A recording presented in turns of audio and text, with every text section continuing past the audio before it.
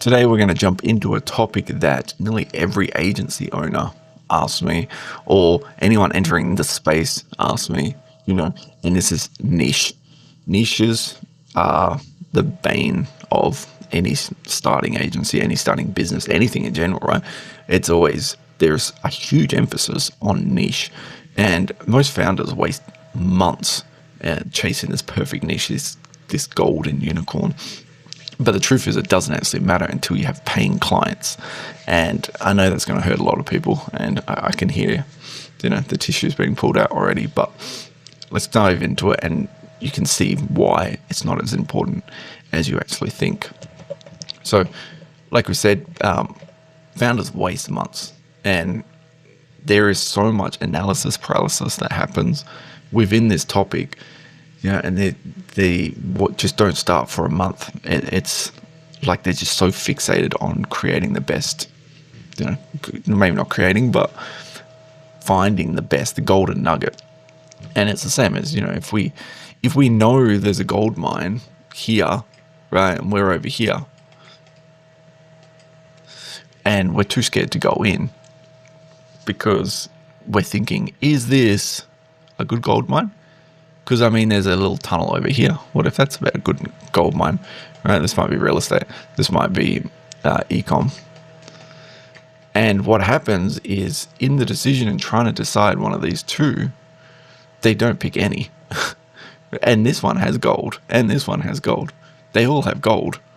But the act of the decision is what cripples a lot of people starting. So, the founder trap is treating the niche like a marriage, right? The early stages should be like speed dating. If you've never done speed dating, you sit in a chair and, you have one person. I sit here and I talk to this person for 60 seconds, and then we go to the next person, 60 seconds, and we go through and we eventually find, who we like, I guess. And when it comes to niches, but a lot of businesses will, or an agency, or whoever's starting, will be like, I want to pick this one, but I don't know. I don't know if I'll make a lot of money of that. I really need to think about this. Is that the right one for me? That's a big decision. And then they go through this a million thoughts, right? Rather than just, by the time they've spent, 2 months, I'm exaggerating a little bit, but 2 months here, they could have 7 days, 7 days, 7 days, 7 days. Right, so we could have done 8 different niches to test in the time it's taking you to decide whether you want to marry this single person. So they waste months, right? And it's $0 earned. And it reminds me of when I first started with my agency. I had a choice, and it was pick America or pick Australia with my cold email campaigns. These were my 2 options. And I couldn't decide. I was like, American has, it's a better, like a more receiving to the AI space. So that's a tick. AI is not like that. But America has a terrible time zone because I'm in Australia. But Australian has my time zone. And I went through this thing, and I went about 2 weeks. I just could not decide.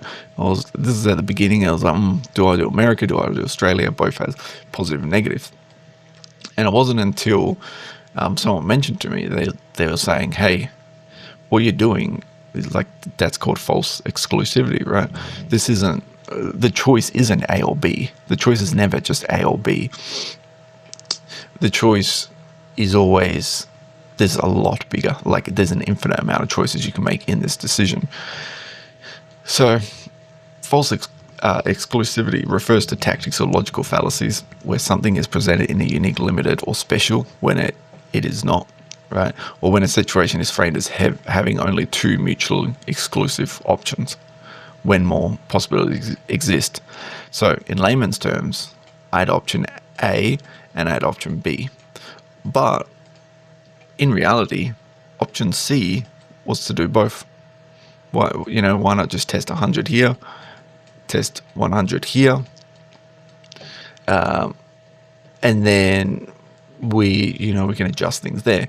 And then what actually turned out, so after I heard this, I went, with option C, and I tested both. I started getting calls for this, and I was really worried about time zone. I was like, oh, it's, people are wanting meetings. I don't want to do like this meeting. This is the reason I didn't want to do America, all of this. And then what it turned out was they were happy meeting 9 a.m. my time, 9 p.m. their time. They actually preferred it because they weren't like in the trenches doing their work. So it was never a fact of just A or B, right? D worked out fine. I hit both. I hit both, success for both. And then on top of that, they also, the ones that I actually thought was a worry for hitting America, i.e. the time zone, actually wasn't an issue, right? It wasn't an A. They're either going to do the time zone or they don't, so this is how people treat their niche. They say, oh, this is A, B, C, D. Oh, I got to pick one, right? And they fall into that false exclusivity trap. They pick, is niche A going to be just option 1 or option B? I have to pick a niche. I'm going to pick marketing or e-commerce. I can't pick which one. I don't know. And then that's the whole trap. Exactly what I said, right? That's the America and Australia. So what do we do instead, right? We need to focus on offers that cut across industries. Frame them as outcome as anyone understands. Calls booked, hours saved, revenue unlocked, nearly everything, no matter what. You could go from this industry, this one. I could list a million industries. Maybe not a million. There's probably not a million. I'll probably over-exaggerate. And what do they all have in common? Revenue. So if I logically sell a revenue system, every niche would work, right? So in that, then why is it an A and B? Why is it a split cut? Why do I need to pick? So this is the concept we should be looking at. It's not if we can do speed dating and do these different people, and we just offer a system that, a product or something that just works for everything. So how we do this, how do we test offers across 3 different niches? Well, we're going to do a niche sprint, essentially. Now, the reason we're doing a niche sprint, right, is we want to do the speed dating. We want to test. We want to, refine everything we move in business, whether it's an automation, whether, you're a marketing agency. We always test, right? Data-driven results, data-driven actions, movements. It's all done by data. We don't just wing stuff. So we picked 2 or 3 different offers for, something that's universal, something that's tied to revenue. Really is a great way to do it. Lead generation, reporting, dashboards, onboarding, the list goes on. And lead gen itself, you have email systems, you have social media systems, you have social media outreach systems, you have phone calling agents. Like even in just a specific topic like lead gen, there is also then sub offers, which are very, very powerful for everyone. Everyone would use all of those, right?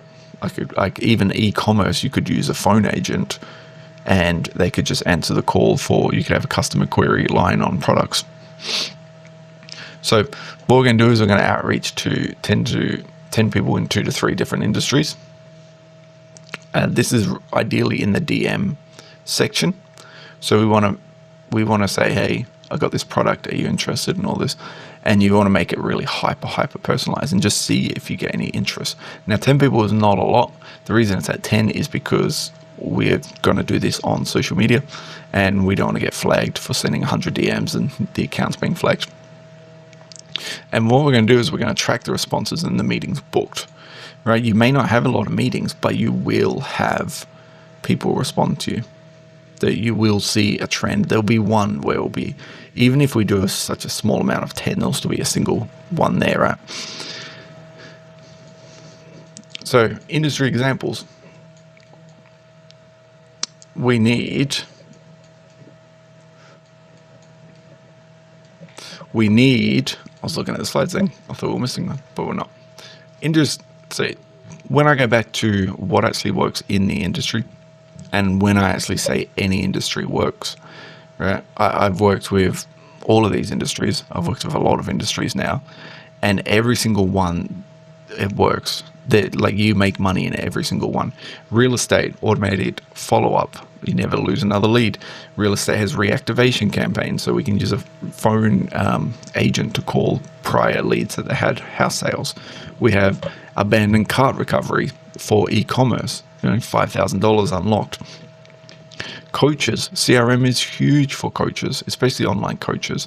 You could set up a CRM for them that tracks, even if it's like a school community, you could track, who's at 30 days, who's at 40 days, not 40 days, 30 days, 60 days, and do it month by month, and then run schedule automations on that. Agencies, client dashboards, onboarding is huge within agencies. The whole front end, from signing a contract all the way to starting the work, is huge. We got to do contract signing. We've got to do onboarding emails. Then usually we're going to get some sort of assets, pictures, videos. Just, there's a whole lot of stuff that you can hit in the front onboarding part. And after about your first 3 to 5 clients, you will see repeatable wins. It's really noticeable. You'll see that there will be a certain niche, and that niche will ask for the same thing. And then, so real estate, they usually ask for phone agents, and marketing agencies usually ask for onboarding. Anything that's really sales heavy, B2B, usually always ask for something to do with sales calls, phone recordings, record a meeting, transcribe it, give me what they score out of 100 to really assess my sales reps. So there's always something that you find within these niches. And when we find someone, maybe niche 1, these are all niches, and maybe we had 1 system here, we built 3 here, we had 0 at 0, and maybe in here, 2 of these were lead gen stuff, and 1 was onboarding. Well, we know this is all the front half. So we know, these ones we can eliminate. There was no results for that. This I would do not false exclusivity, but test another offer with these people. So we'll test them and then see if it's they have an appetite for automation. But this one is what we are going to niche down in this one. And we know it's lead generation and maybe a little bit of onboarding, which can lead to a lead generation a system that does all of it. I'll get you the booked meetings, and then when they sign on, I'll run the onboarding call, right? So like a whole front end process.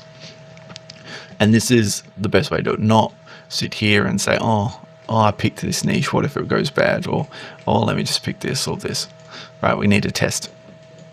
So we did a 7-day framework with the DMs before.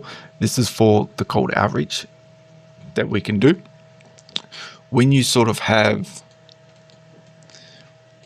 these niches that you want to test, and we're going to run cold emails, we want to run 2 to 3 outcome-based offers per email. So 3 different variations. Outcome-based, I will get you X leads in Y time. I will get you 20 booked calls, or I work until I do, or something like that. So we want to do at least those. We then also want to send out 300 outreach messages. 300 being the number that you can really get an indication. At about 300, you should get at least 1 positive reply. And we're going to do this across multiple industries.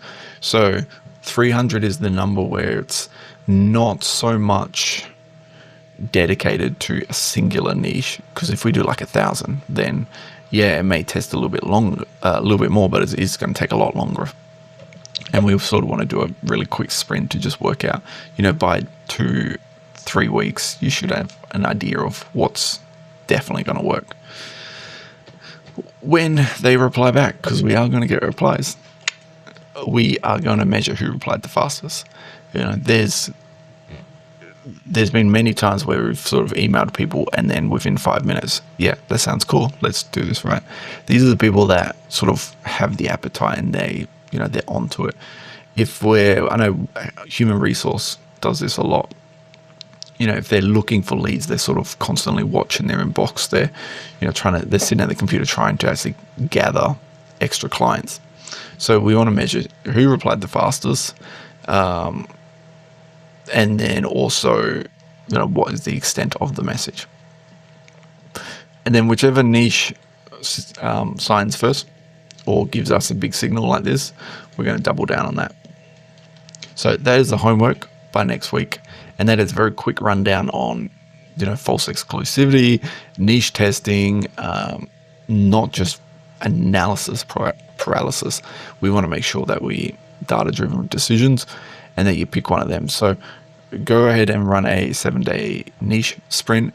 Do it across 300 messages per industry. Across probably 4, I would do 3 to 4 industries. Really make sure that the offer is an outcome-based offer. X, I will give you X and you'll receive Y or something like that. And really just knock out the park. And within a week or 2, you'll have an actual analytics of what's going to work in the future. And that is a hell of a lot better than just sitting and procrastinating in analysis paralysis. So have a wonderful day.